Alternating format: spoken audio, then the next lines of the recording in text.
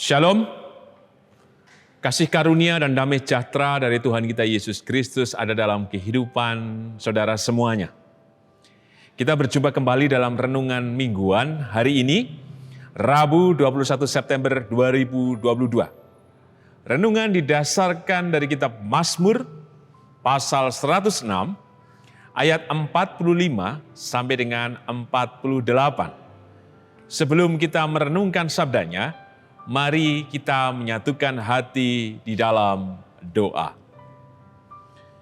Kami mengucap syukur Tuhan atas setiap anugerah berkat sukacita dan pertolongan-Mu yang hadir senantiasa memelihara kehidupan kami kini dan sepanjang masa, sehingga kami dikuatkan, disegarkan, dan kami menemukan pengharapan yang sejati di dalam-Mu.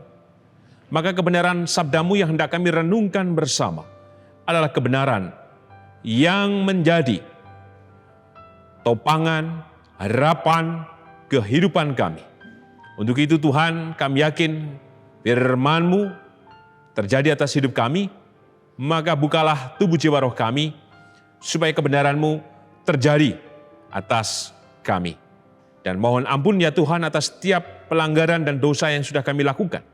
Sucikan dan kuduskan kami ya Tuhan, melalui kesempurnaan keselamatan-Mu. Di dalam-Mu ya Tuhan Yesus sang sumber kehidupan dan keselamatan, kami naikkan doa ini dengan syukur dan percaya. Amin. Kitab Mazmur 106 ayat 45 sampai dengan 48. Demikian sabda Tuhan. Ia ingat akan perjanjiannya karena mereka, dan menyesal sesuai dengan kasih setianya yang besar. Diberinya mereka mendapat rahmat dari pihak semua orang yang menawan mereka. Selamatkanlah kami, ya Tuhan, Allah kami, dan kumpulkanlah kami dari antara bangsa-bangsa, supaya kami bersyukur kepada nama-Mu yang kudus, yang bermegah dalam puji-pujian kepadamu. Terpujilah Tuhan, Allah Israel, dari selama-lamanya sampai selama-lamanya, dan biarlah seluruh umat mengatakan, Amin, Haleluya. Berbahagialah kita yang merenungkan sabda Tuhan dan berbahagialah kita yang percaya, Haleluya, Amin. Yang kakung, yang putri, Bapak, Ibu, Saudara, dan anak-anak, tema renungan mingguan Rabu 21 September 2022 adalah kesempatan yang berulang. Bagaimana perasaan kita jika kemudian orang yang kita percayai berbohong? Tentu panjenengan semuanya akan merasa terlukai.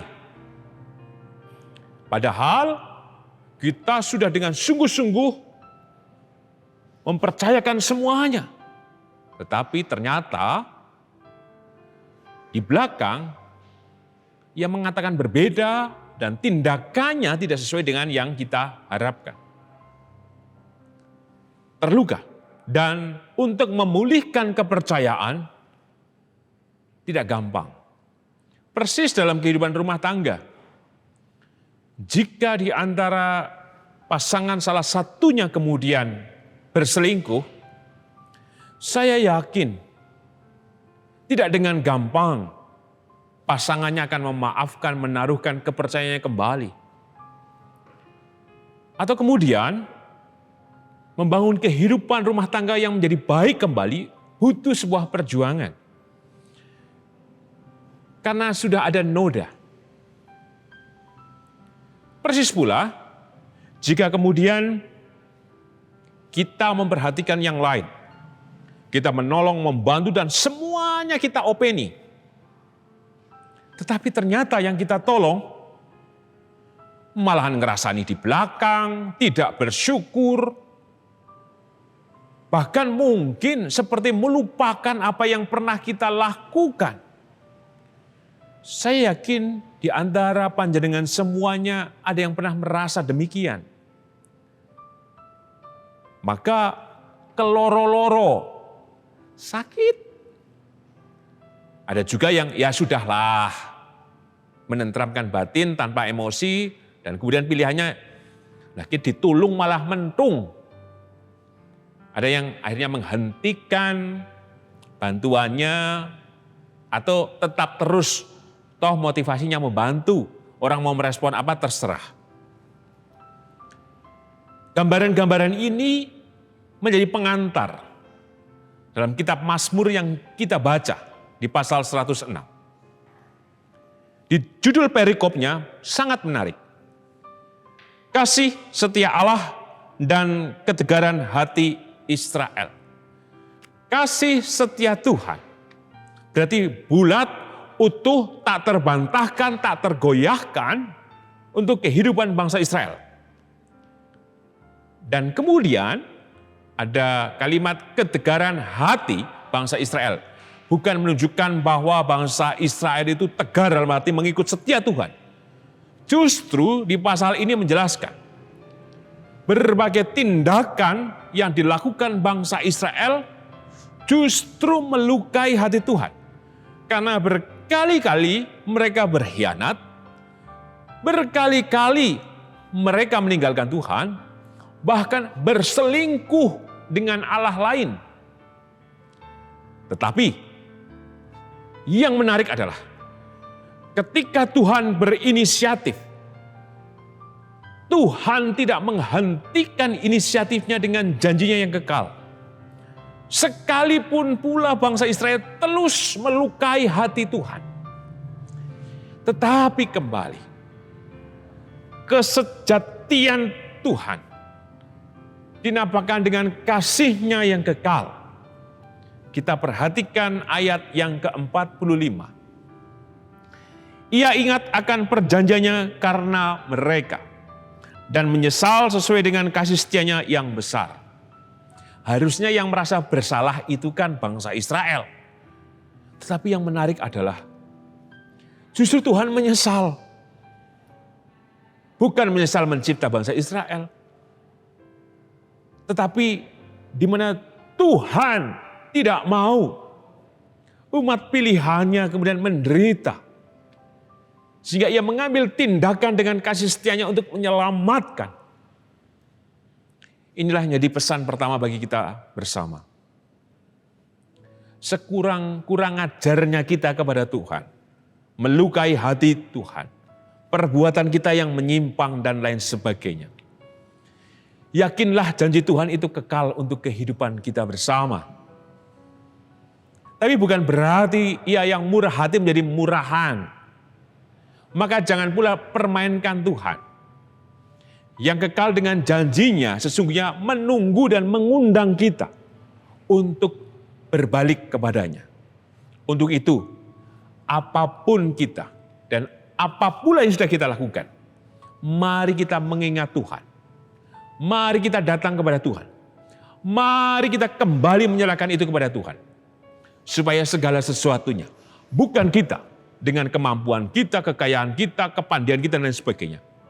Tetapi semata-mata kita menaruhkan keyakinan kita kepada Tuhan. Yang kedua, mari kita perhatikan di ayat yang ke-46 sampai dengan ayat 47.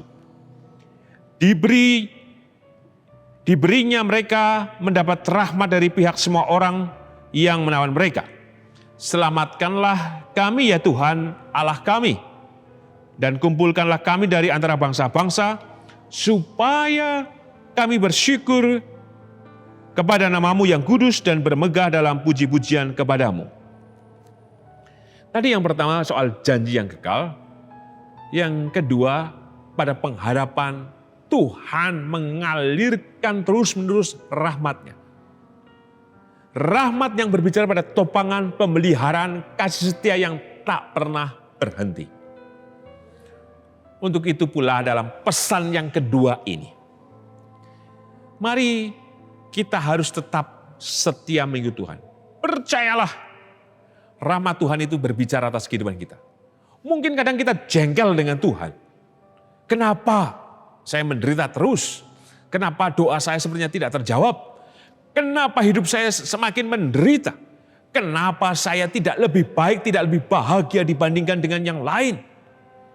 Tapi kembali, pengharapan di dalam Tuhan kekal. Maka ia menyatakan rahmat kepada siapapun yang datang kepadanya. Supaya apa? Benar kita menemukan syukur bahwasanya Tuhan kita adalah Tuhan yang hidup, yang menghidupi seluruh kehidupan kita. Kalau sudah menghidupi, maka apapun itu, sesungguhnya Tuhan telah memenuhkan. Jadi pengharapan kita tidak sia-sia. Sebagai penutup dalam tema kesempatan yang berulang. Kita sadar bahwa kita seringkali meninggalkan Tuhan. Kita sadar seringkali kita melukai hati Tuhan. Seringkali kita pula mempermainkan Tuhan. Tetapi Tuhan dengan kesabarannya memberikan kesempatan yang berulang. Karena Ia berjanji, karena Ia menyatakan rahmat, maka kesempatan yang berulang adalah rahmat-Nya yang senantiasa terbuka atas kehidupan kita bersama. Untuk itu, raihlah, datanglah, mintalah, percayalah. Kesempatan yang berulang itu datang kepada kita jika kita mau bertobat, jika kita terus percaya, jika kita terus setia, dan jika kita bertanggung jawab atas kehidupan kita. Di ayat yang ke-48. Terpujilah Tuhan Allah Israel dari selama-lamanya sampai selama-lamanya. Dan biarlah seluruh umat mengatakan amin. Haleluya. Yang selama-lamanya terjadi atas kehidupan kita. Kesempatan yang dari Tuhan selalu berulang. Maka jangan pernah meninggalkan Tuhan. Percayalah yang selama-lamanya kekal rahmat dan janjinya yang memelihara kehidupan kita, dan kasih-Nya lah yang meneguhkan kita, dan kasih-Nya lah yang memberkati kita. Amin. Mari kita menyatukan hati di dalam doa. Kami mengucap syukur Tuhan bahwa kasih setia-Mu kekal. Janji-Mu ada dan memberkati kami dengan rahmat-Mu yang tak berkesudahan. Sekalipun kami meninggalkan-Mu, sekalipun seringkali kami berkhianat, dan seringkali pula kami melukai-Mu Tuhan. Tetapi tangan kasih-Mu penuh berkat, pengampunan, dan juga kuasa.